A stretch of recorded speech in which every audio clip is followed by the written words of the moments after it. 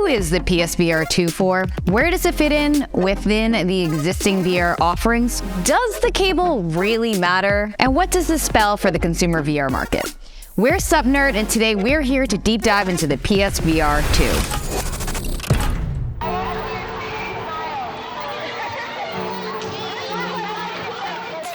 The PSVR1 dropped over 7 long years ago and marked a change in how we viewed VR. And PlayStation saw potential in creating an accessible VR experience that was quite literally plug and play. There was no need for complex sensor arrays or needing a beefy PC rig. There was no endless setup times or complex calibrations. All you needed was a PlayStation 4 and just a little bit of room. But it wasn't perfect. Motion tracking was still done using the already outdated PS Move controllers, and the headset itself was tracked using the PS Move camera, which, while impressive and creative, couldn't stand up to its contemporaries at the time. So all of us at SupNerd have been playing the PSVR2 for the last few days, and honestly, we got so many thoughts to share. TLDR though, we are pretty stoked at this device, and we're excited as to what this means for the consumer-friendly VR experiences and how Sony is going to be rolling this out in the future. Before we continue, I just want to thank Sony PlayStation for sending us this PSVR2 for review, but as always, everything in this video is SupNerd's own opinions.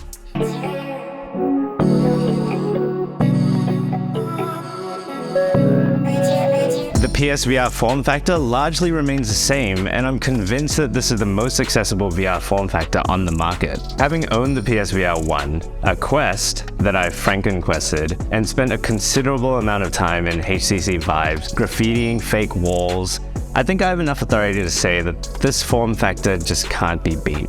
Maybe it's my flat Asian face, but with other VR headsets, I'm really not a fan of goggle marks, and after an hour or so, it looks like you've gone scuba diving, and it's never a comfortable experience. So with the PSVR2, taking the load off your face and onto your forehead just feels right, and being able to take the goggles off by sliding them forward at any time really does make it feel like it's just not permanently attached to your head, and it keeps things relatively sweat-free, which is a good thing. They've obviously added external cameras, as well as internal cameras for eye tracking, which is going to be a standard feature in all upcoming VR headsets. And everything is now connected through one USB-C cable. The controllers are obviously much more improved from the Move controllers. I've always been a massive fan of DualShocks. These hand controllers are no different. The joysticks are fine, the buttons feel fine. They feel as you should expect in a solid VR controller. The haptics are similar. There's a little trigger feedback here and there. And while they may look like every other VR controller, are unique again because the tracking ring almost wraps around your hand and prevents you from accidentally dropping the whole thing. It's a subtle touch, but it's definitely intentional. But the most important part about the controllers are, of course, the tracking itself. So I'm happy to report that the tracking feels, again, as you would expect from a contemporary VR kit. There's always going to be that odd blip here and there, but that's always going to be expected. Oof, that's a workout. That is a workout. I think it's the first time I've used a proper VR headset. Yeah, I mean, pretty immersive. I'd say this is pretty comfortable, right? I didn't feel like I was necessarily wearing glasses. There were some moments where like the eye tracking was a little off because of it. So I would have to like readjust the headset, but like comfort-wise, I felt it was pretty good. I felt like I heavily underutilized the play space that I had. I think a little bit of that is also just not being comfortable with VR yet. I feel like once you get more used to it, you're definitely going to end up using it better.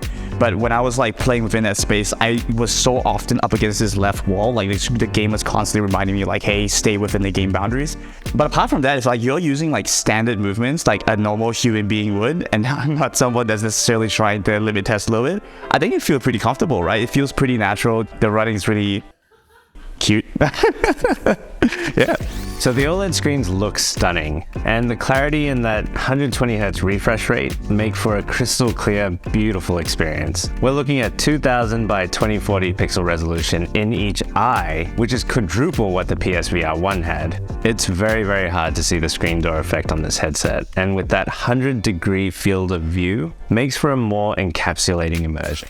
But one of the game-changing aspects of this headset is the inclusion of eye tracking, because the PSVR PSVR 2 literally knows where you're looking.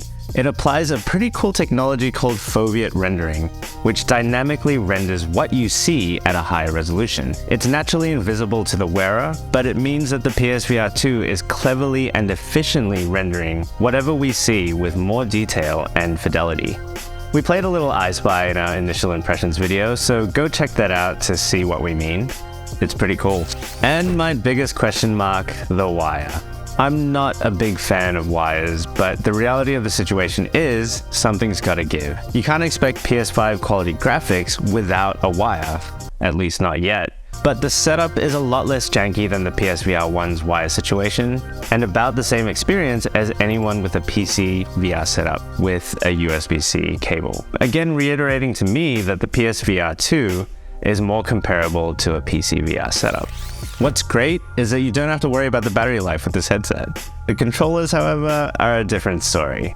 With about 3 to 4 hours of juice, it's definitely more than enough to last you a serious gaming session, but when they're out, each controller requires about an hour and a half to charge. Thankfully, Sony have made the charging simpler with a neatly designed charging station that houses and charges both controllers, and that's dropping pretty soon.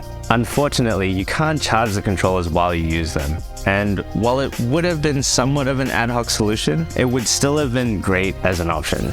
Price-wise, consumers are looking at a hefty $549 USD, which is about 869 Singapore dollars. Add the cost of a PS5, and you're looking at about 1,600 SG. But before you scoff at that price, like, oh, the Meta Quest is far less than that, I personally don't think that Sony is going after that crowd. They're giving gamers one more reason to choose a next-gen console over a high-performance gaming PC. And the PSVR 2's closest competitor is basically anyone with a PC VR rig, which is upwards of $2,000 to $3,000. Honestly, unlike Kim, I am not hardcore into VR. I've dabbled in a couple of different VR headsets. I don't like the setup required for VRs. And even then, while fascinating and really cool to try out, I couldn't get fully immersed into it for the graphically intense games. I tended to prefer more simple games with more simple graphics, like Super Hot. I like Beat Saber, but even after a day or two, I'm kind of over it and I move on. Previous headsets, what I really didn't like how it sat on my face. It's so uncomfortable, and that's probably why I didn't want to keep going back into VR. I was really pleasantly surprised once this came out and how this whole thing was structured, how it sits on your forehead, and how these visors here, look how soft this is, so it doesn't cut into my face, and it's not hanging from here, but from my huge forehead. So it's great. This was a completely different experience. A lot of you guys know, I talk about it all the time, Horizon Zero Dawn from PS4 was awesome. And to have a VR version of that, I was completely immersed. That was the first time I wanted to stay in VR, and I wanted to experience everything and just go through that exploratory mode of the world that Aloy is from. And what really brings it together is the technology. Honestly, when you go through the game, the feedback I get when I put my hand through the water, looking underneath when a tall neck walks over me, the resolution is just so high, it looks very realistic. And what this means is this combination of technology just puts me fully into her world, and I freaking love it. So I was playing Star Wars Tales of the Galaxy from the Galaxy's Edge, and it was a pretty good time. I think for somebody who doesn't play a lot of VR, and this is actually like the first sort of long session I've had, I'm excited by the technology. And there's something about being able to touch something that you see in VR, like for looking at Quest objectives, for scanning and all that. It felt like I was doing it in real life. The headset I found quite comfortable. I think one of the mistakes I made, because I normally wear glasses, is that I didn't wear glasses today. So the first session, before I was able to adjust it a little bit more, I got a little bit of eye pain.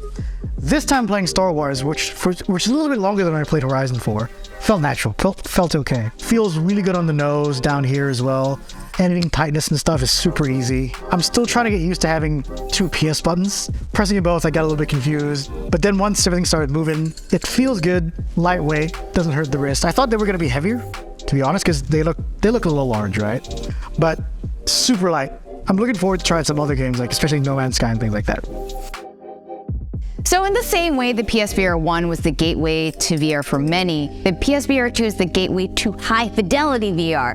It's a marked upgrade to a Quest, and it rivals a PC VR experience in bringing new tech to the table with things like foveate rendering and eye tracking. For example, Supermassive's The Dark Pictures VR, it has enemies that respond to you when you blink, which is mind-blowing to me. Let's talk about the library. There are Sony exclusives and re-releases, and it's exciting to see Sony's confidence in their launch lineup. There are strong AAA titles like the VR-only Horizon Zero Dawn. There are strong adaptations like Gran Turismo 7 and Resident Evil Village. It's paired with consumer-friendly, aesthetically pleasing VR peripherals that are on par with the best PC VR experience, and it doesn't look out of place in your living room. But the big question, how much continued support they're going to have in the future? It's been a really strong launch so far, and we're certain Sony is pushing developers to continue investing in VR-only experiences that take advantage of the platform's unique strengths. And with other big players like Apple likely to enter the VR and AR market this year, this space is only going to get way more interest. Is the PSVR 2 for you? If you're looking for a high-fidelity VR experience with the convenience of just switch it on and start gaming console convenience, the answer is a resounding yes. If you've dabbled with a Quest or a Pico and you want to see what the next level of VR is like for less than a price of a high-end GPU, then yes, this is also for you. If you and your family and friends have never tried VR before but you own a PS5, this is a great peripheral and conversation piece. So yes, that would also be for you. Try it out. So, if you don't mind, guys, I'm gonna go back and hang out with Aloy. See you later. Bye. Bye. Leave. Don't forget to like and to subscribe, and watch out for our next video coming out. Bye.